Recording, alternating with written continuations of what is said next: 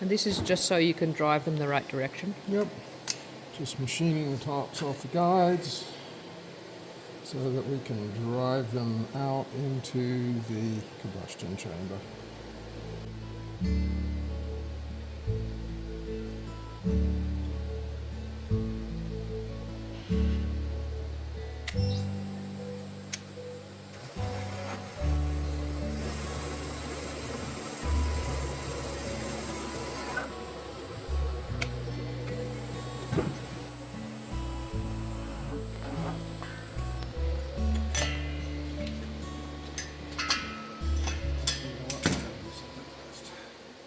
Okay, so doing another set of SC heads, as it's SC month here at Classic ATS. This one we can see has eaten something. Now, the damage itself is not catastrophic. Could have been a washer, could have been something, obviously something hard. But what we want to do is I'm going to take my bearing scraper first, and I'm going to take off any sharp edges. Now, I'll come back with a piece of Scotch-Brite on my drill motor and kind of blend it a little more. But we don't want any sharp pieces that could possibly glow red hot. And what that'll do is it could create a pre-ignition situation where something that's small, sticking up, is allowed to ignite the air-fuel mixture before the spark plug. So, not the end of the world. We'll just blend it and it'll be fine.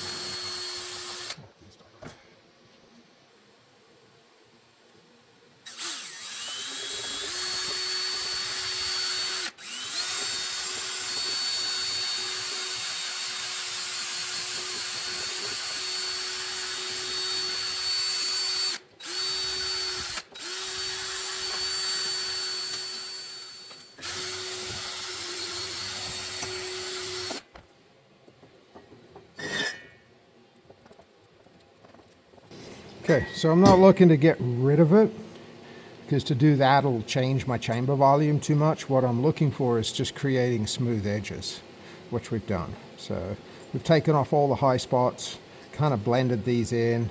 These parts may get some carbon retention into them. We're going to go ahead and reblast these heads anyway, which is part of our standard cleaning operation. They'll get blasted 2 or 3 times depending on how bad they are. Usually once I pull the guides, I want to blast again because I want to clean that carbon out that gets around this ring around here, and clean all of that bore so we can get accurate measurements, do final scrapings, stuff that the first and second blast didn't always get. So I think we should be fine. No major causes for concern, no damage really to the seat. Looks like it happened right here on the exhaust side. So this is sitting like this in the motor, consistent with something hard falling in through the intake. It's going to land right here, and most likely went straight out the exhaust at some point, because when the engine came in, we definitely did not pull anything out of that cylinder. We are replacing pistons and cylinders, but not for this reason.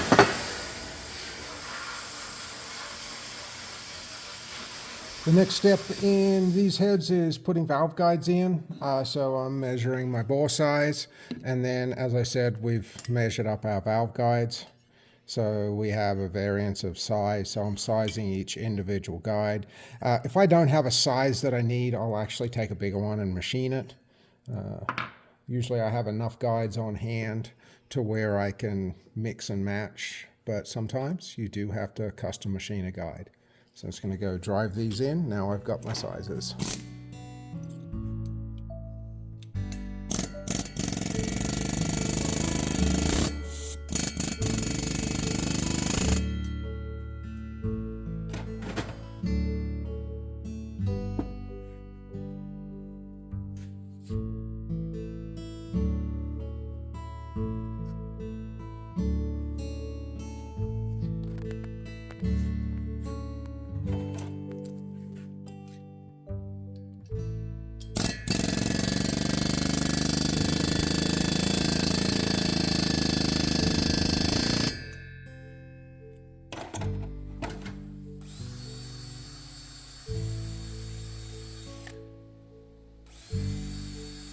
Okay, so we finished our intake side. I'm going to set up on the exhaust side. I got my heads angled up and supported.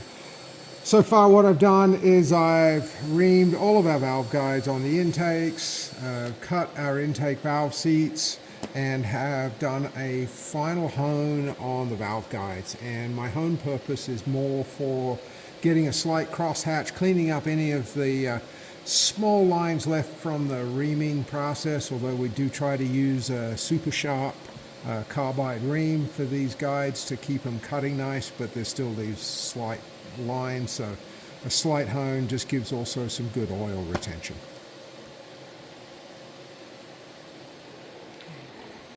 All right, so I've just set up our exhaust side, same process as the intake.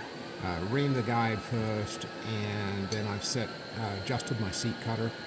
So we've got a nice pattern right in the middle of the valve face. And if we wipe a piece off, you can see there's my valve face, and our pattern is not quite to the edge on either face is what we're looking for. We've got a nice consistent cut inside on the valve seat, and we're ready to move on and do the rest of it.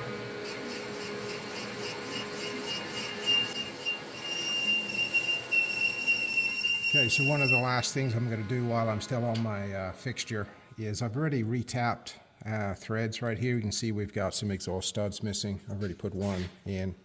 The fixture is a good place to do this because it holds the cylinder heads securely for me and makes it easier to just wind everything in.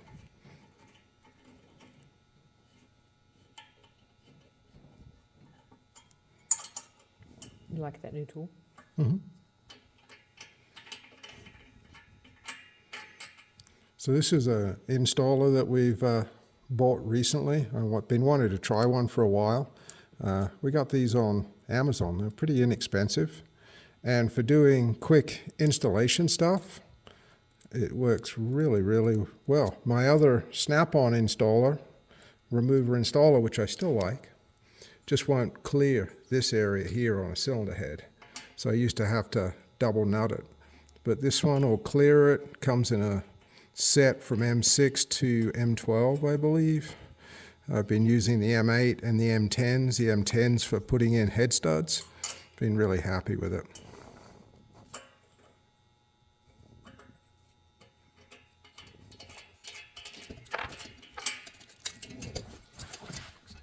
So we're coming to the end of the work on these SC heads. I've already machined all of the faces, and I've got my sizes written down.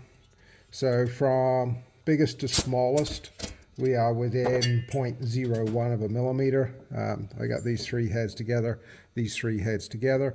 This size was based on the maximum amount, the worst head I had to cut, which was slightly over 0.25.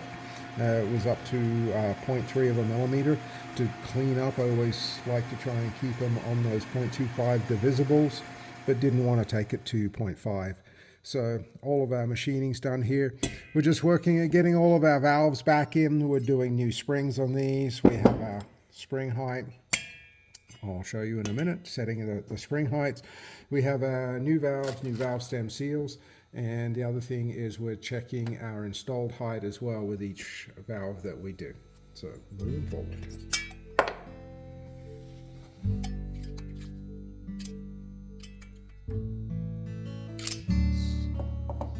Staying nice and consistent.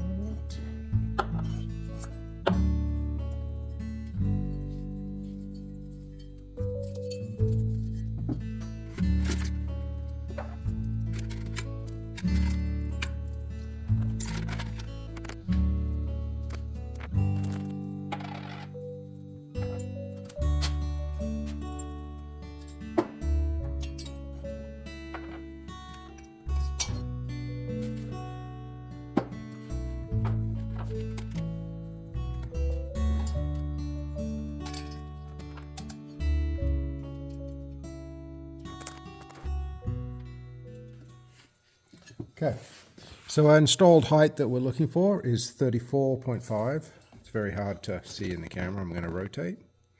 There's our 34.5, which is going to be our bottom line.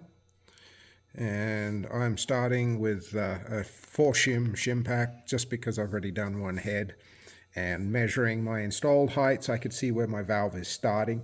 And all of my heights are pretty similar because of the way I cut valves. So 4 shims, confirm my height, 34.5. Now we're ready to pull this out. Put a valve stem seal, lubricate the guide, install the guide. We have our new springs. And springs installed with the close wound. This is a variable pitch spring. The more it's compressed, the tighter the tension. So we put these towards the bottom, get that installed, and just continue to assemble the cylinder heads. Suction.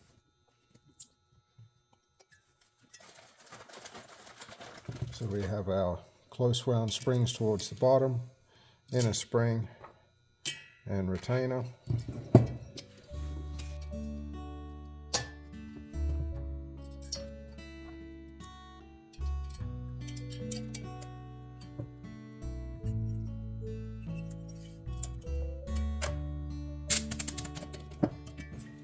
Lastly, we're just going to seat the valve.